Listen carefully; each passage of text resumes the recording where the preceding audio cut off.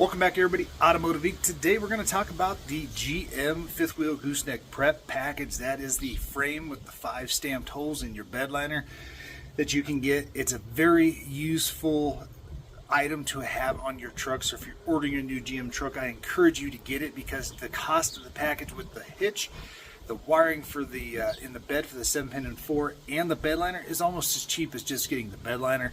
And this will cure your problems in case you ever decide that you want to add a fifth wheel or a gooseneck to the truck, or you just want to simply add value and you're already going to add a bed liner anyway.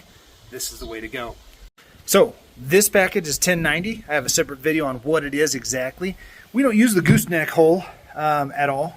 We don't have any goosenecks, so you can leave these caps in. Now if you get this package and you take out the caps, don't get rid of these caps. They protect the holes if you're going to put stuff in there like rocks and everything. So on this, you can actually just put a flat blade screwdriver here and push, and then you want to put your hand on one side because they'll pop loose and they'll kind of go fine, just like that. But they won't break as long as you're careful. Now, once you get these bad boys out, put them in a bag, keep handy. Because we use the fifth wheel, I'm going to show you this sweet adapter I got. It's a Curt adapter. It allows me to use an above bed rail hitch, which you can score cheap, or say you already have on an older truck and you don't want to have to go out and buy this whole thing. This adapter is, I think, less than a couple $100, or at least was at the time. I'll link it below, and it's Curt brand, and it has a very good tow rating. So we're going to collect these, and let's go over there and take a look at the adapter. So here's the Curt adapter, guys. Rated very, very heavy. I think it's 25,000 pounds and 6,200 pounds of payload, so you're more than golden. What this will do is, you can see these square notches in both sides. This allows you to use a standard old school hitch that you can probably score off Craigslist for a couple $100, or if you're upgrading, it allows you to continue to use it. The most coolest part about this is this works on Ford and Chevy. All you have to do is reverse the brackets. So you can see that it has the little, I call them cam lobes, if you will. They're going to go in that frame. Now this is currently set up for a Ford, is what it came out of last. And you'll just undo it, comes with all the clips. When you get the kit, it's this metal piece, that metal piece, these 2 bars that go across, and then you get the legs here, and you're going to put them all together. It's super easy. You slide them up. The instructions couldn't be more straightforward. And then once you have it for whatever truck you want, there's no north or south on this. It just is. You can kind of see my old notches where the Chevy goes. So I'm going to get it in the truck. I'm going to unbolt these, and I'm going to show you how I install it so you have it from here. But this, again, will save you so much money, especially if you have a really nice, expensive, older one that used above bed rails. This will do it. Now, because it's a little bit thicker, it'll also give you a little bit more rise on your hitch, which sometimes can be a really good advantage. All right, all you're going to need is a 19 millimeter. When you put this together, the instructions, I think I have a build video when I put this together a couple years ago.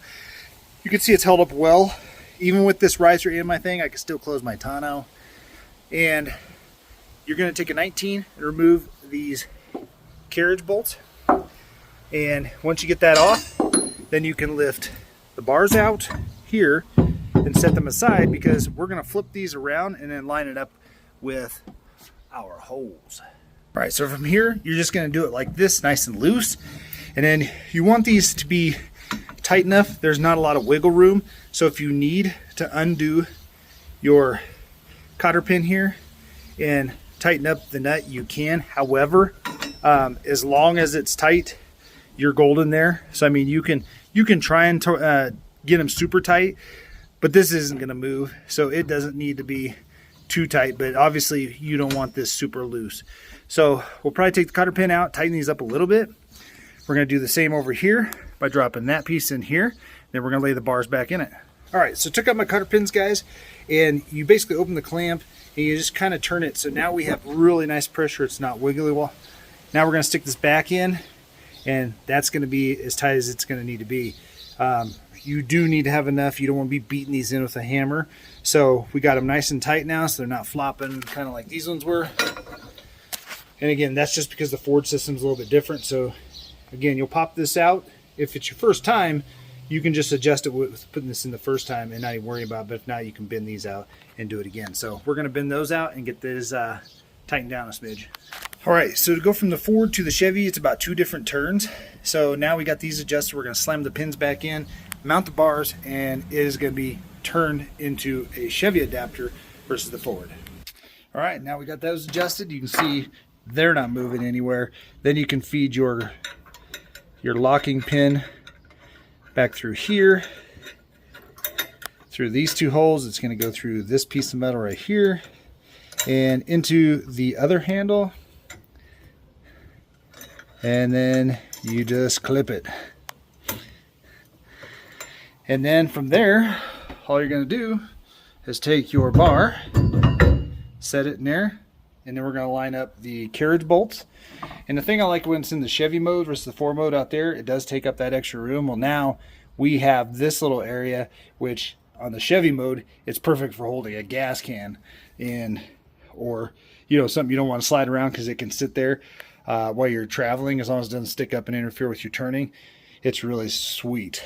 But the reason why you'd want to take that slack out too is, 1, we don't want a ton of slack, but 2, it can create that lift and that pull, which will just make noise, and we don't want that. After you zip these down with your 19 mil, guys, you're done. Now you just go pick up your hitch and drop it in here, and that is the install of the Curt adapter for above bed rail pug systems. And it's sick, and it's not that expensive. And then if you buy a different truck, as long as it's Ford or Chevy or GMC, you can reuse this and never have to replace your thing. If you buy a hitch that's specific to the truck itself, it will not work in a Ford, and it will not work in a Ram. There is a different adapter for the Ram, so this only works on GM to Ford, but the fact you can switch between the 2 most popular trucks is pretty dang sick. As always, guys, like I said, feel free to ask lots of questions about this. I've had this hitch for several years. It's a great adapter, and I didn't want to get rid of my BMW, and I had one a long time ago that went specifically in the Ram and had to sell it because it didn't work in anything else. It had its own little cam lobes on it, and I was like, damn, this sucks. So I bought the other one, and it works in everything now. I appreciate you guys always being here. Smash the subscribe button again for me. I do appreciate it. We'll catch you on the next one.